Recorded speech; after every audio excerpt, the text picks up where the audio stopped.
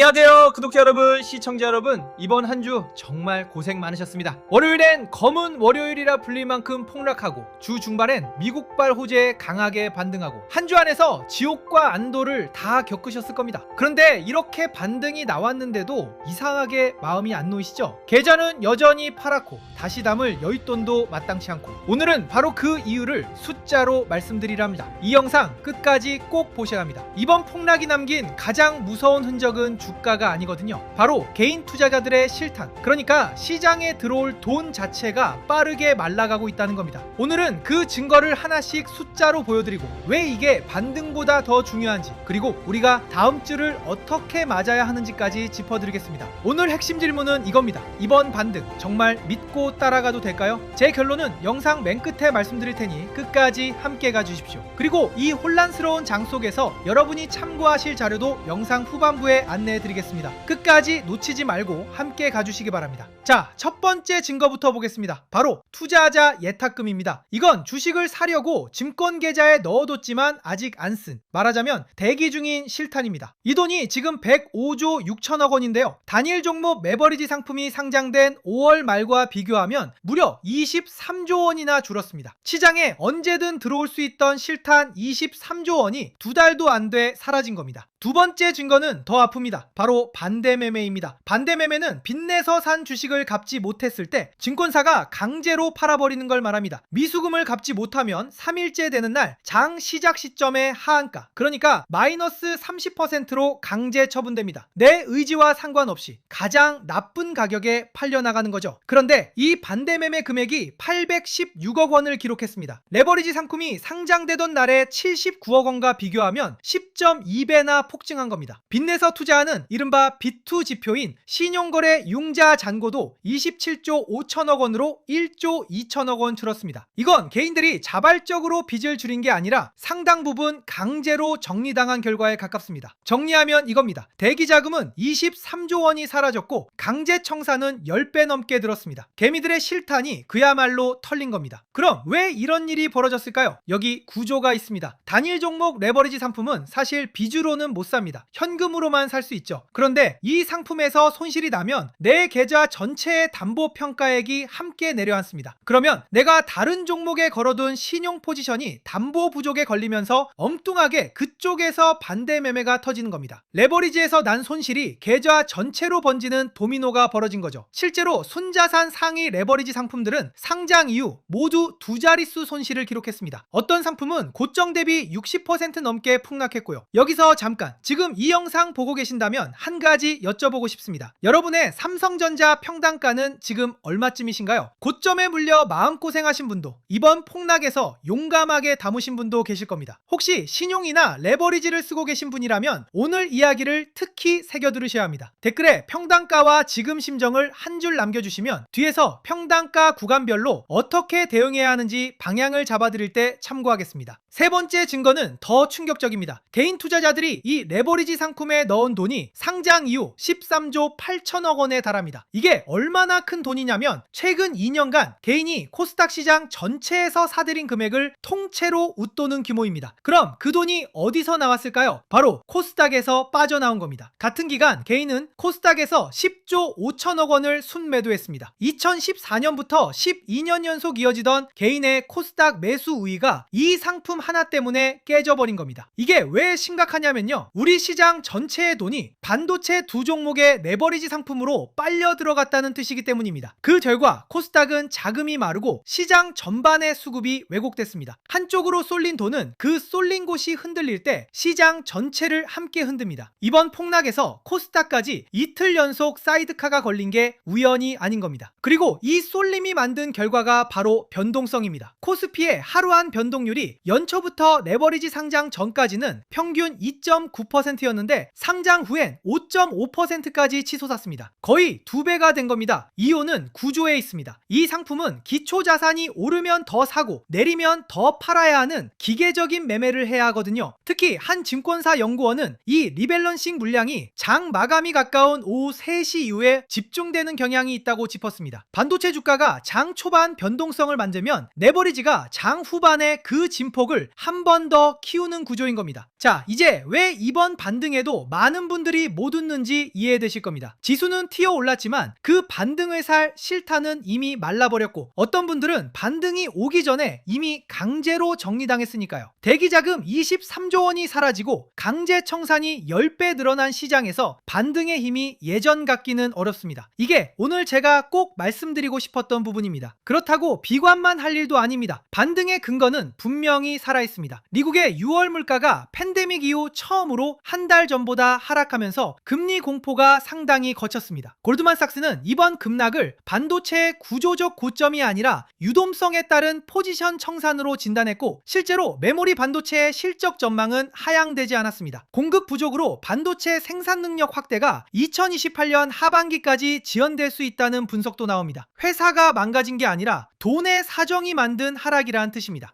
그래서 다음 주를 앞두고 우리가 흔들리지 않고 확인해야 할 나침반 지표는 딱 3가지입니다. 첫째, 반대 매매가 잦아들고 예탁금이 다시 늘어나며 실탄이 회복되는지.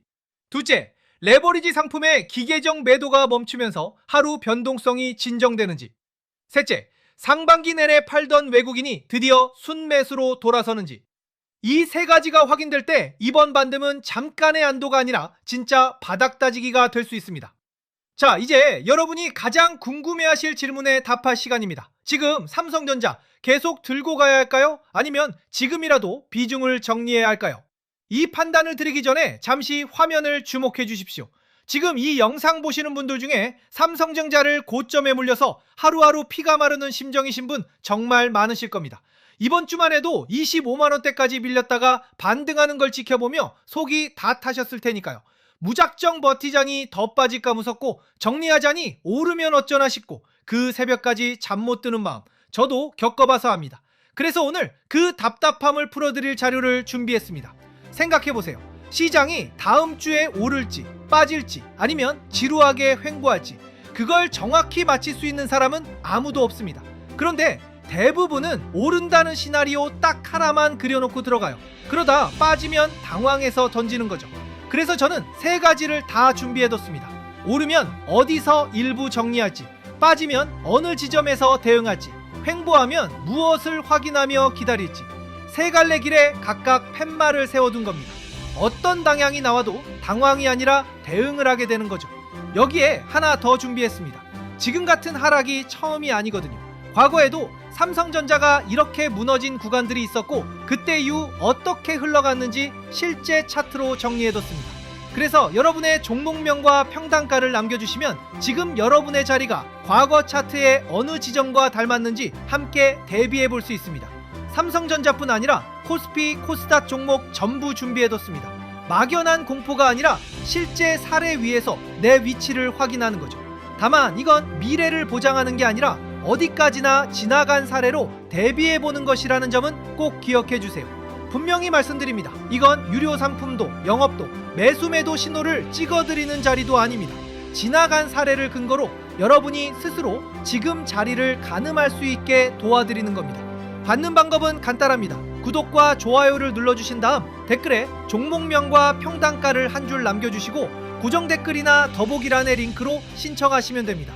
다만 제가 하나하나 직접 확인해서 답을 드리다 보니 하루에 받을 수 있는 인원에는 한계가 있습니다. 주말 동안 차분히 정리해보고 싶으시다면 미루지 마시고 지금 신청해두세요. 그리고 신청 전에 딱 하나만 당부드릴게요. 이 자료는 실제 구독자분들께만 직접 전해드리는 거라 자료를 보내드리려 제가 잠깐 연락을 드릴 수 있습니다. 그런데 이걸 광고나 스팸으로 오해하고 안 받으시는 분들이 계세요. 이것만 기억해주세요. 구독과 좋아요 누르고 종목명과 평단가 남기신 뒤 신청해 주셨다면 제가 한 분 한 분 직접 연락드려 자료 전달부터 사용 방법까지 안내해 드립니다. 그러니 낯선 번호로 전화가 오더라도 놀라지 마시고 걱정 말고 기다려주세요. 자, 그럼 제 판단 드리겠습니다. 이번 폭락은 삼성전자의 실적이 나빠서가 아니라 레버리지에서 시작된 강제 매도와 반대 매매가 시장의 실탄까지 말려버린 결과에 가깝습니다. 예탁금 23조 원이 사라지고 반대 매매가 10배 폭증한 시장에서는 반등이 나와도 그 힘이 예전 같기 어렵습니다. 다만 미국 물가가 잡히고 반도체 실적 전망이 그대로라는 점에서 반등의 재료 자체는 살아있습니다. 그래서 저는 지금은 공포에 던질 자리도 아니지만 실탄까지 태워가며 몰빵할 자리는 더더욱 아니라고 봅니다. 이건 예측이 아니라 대비의 영역입니다. 그래서 큰 틀에서 드리는 방향은 이겁니다. 다음 주 반대 매매가 잦아드는지, 변동성이 진정되는지, 외국인이 돌아오는지 이 신호를 확인하면서 평단가에 따라 미리 세워둔 원칙대로 움직이는 겁니다. 그리고 오늘 이야기의 핵심은 이겁니다. 이번 폭락에서 무너진 분들의 공통점은 종목을 잘못 골라서가 아니라 빚과 레버리지로 버틸 수 있는 시간을 스스로 줄여버렸다는 겁니다. 시장은 언젠가 돌아오지만 강제 청산당한 계좌는 그 순간까지 버티지 못합니다. 그래서 지금 같은 장에서 가장 중요한 건 수익률이 아니라 생존입니다. 끝까지 살아남는 건 예측을 마친 사람이 아니라 원칙을 지킨 사람이었습니다. 이번 주도 힘든 장을 끝까지 버텨내신 여러분 정말 고생 많으셨습니다. 오늘 영상이 도움이 되셨다면 좋아요와 구독 꼭 한 번씩 눌러주세요. 실탄이 마른 시장에서 맞는 다음 주 여러분은 어떻게 보고 계신지 종목명과 평단가를 댓글에 남겨주시면 다음 영상에서 함께 짚어드리겠습니다. 남은 주말 편안하게 보내시고 다음 영상에서도 꼭 필요한 정보만 담아서 찾아오겠습니다. 감사합니다.